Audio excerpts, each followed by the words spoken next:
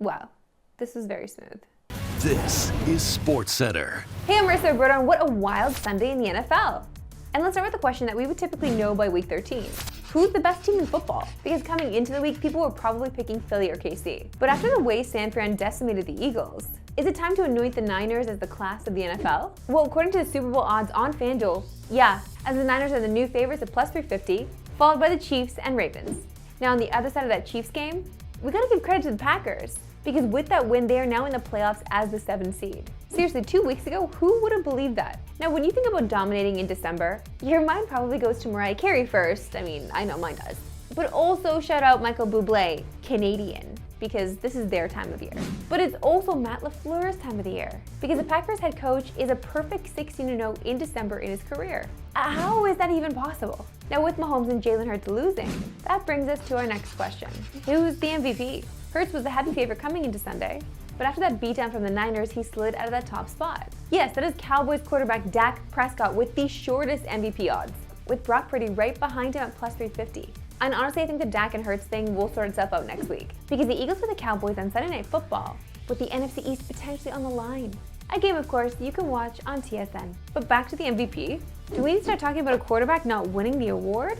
Because what Tyreek Hill is doing is unprecedented. He put up 5 for 157 and 2 tutties yesterday, but look at these numbers on the season. He's 519 yards away from being the first receiver ever to hit 2,000 yards on the season, meaning he only needs 103.8 yards per game to hit that mark, which is definitely doable.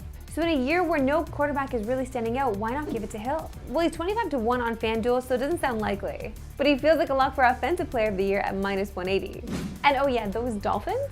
They're currently the 1 seed right now in the AFC. Week 13 concludes tonight on TSN with the Bengals and Jags at 8:15 Eastern, 5:15 Pacific.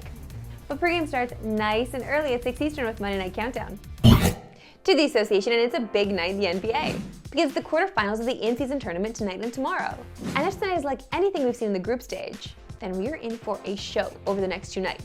Like, you know we love a regular season ball, but when you add even 10% of stakes to these games, it makes for an amazing product. And now we're down to the final 8. Let's start with the Celtics and Pacers.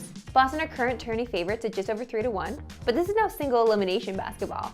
And the way Indy lights up the scoreboard wouldn't really shock anyone if they knocked out the Celtics tonight. I mean, they've already beat Philly, Cleveland, and Atlanta in this tournament. And honestly, Tyrese Halliburton has been an absolute flamethrower of late. He's giving you close to 27 and 12 a game and shooting 44.7% from 3. Halliburton is questionable for tonight though with a respiratory infection. Like most Pacer games, expect points tonight, as the total is set at 242.5. And you can watch the in-season tournament quarterfinals tonight on TSN. It starts at 7 Eastern with the Celtics and Pacers. Then at 10 Eastern, 7 Pacific, it's the Pelicans and Kings.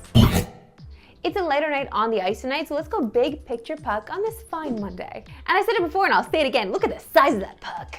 Let's talk about the Calder race because it's not just the Connor Bedard award. Well, at least not yet. Yeah, Bedard is having a fantastic rookie season so far.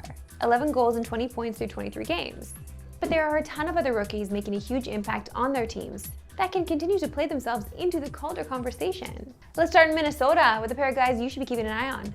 Marco Rossi, a first rounder in 2020, is finally healthy and second among rookies in goals and points, with 8 and 14. The 22-year-old started the season slow, but has 3 goals and 7 points in his last 8 games, and is now playing on the top line with Kaprizov and Zuccarello.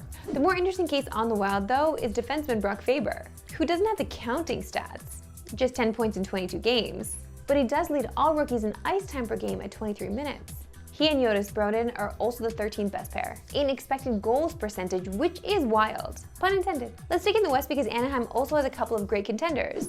Leo Carlsson, who everyone was surprised went ahead of Adam Fantilli in this past draft, is really heating up. He's got 8 points in his last 8 games, is playing a ton of minutes, and has 12 points in 16 games overall, so keep an eye on Leo. Pavel Mintyukov is also putting up points on the blue line. But Luke Hughes is probably the best D candidate for the Calder. Jack and Quinn's brother has 14 points this season and leads all rookies in power play points at 7. And finally, we have the goalies, a position who hasn't won the Calder since 2008-2009 when Steve Mason did it. Former Grimsby Peach King, by the way.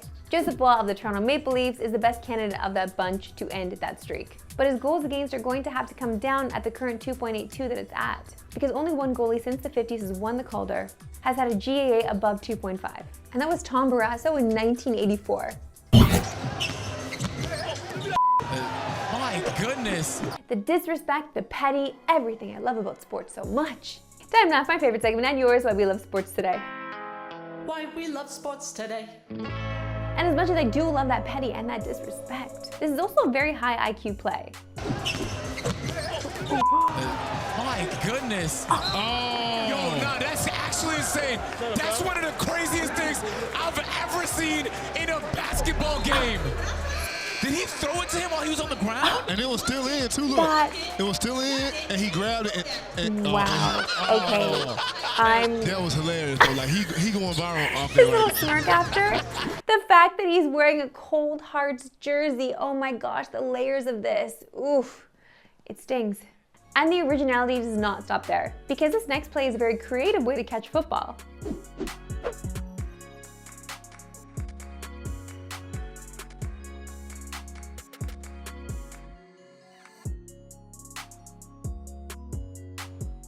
Here we go. Wow! Wow! Let's go! Are you kidding me? See, no. This is why it's very important not to skip leg day, fellas. That's all for today. We'll see you back in tomorrow with 3 star. No Pacific! Have a good one.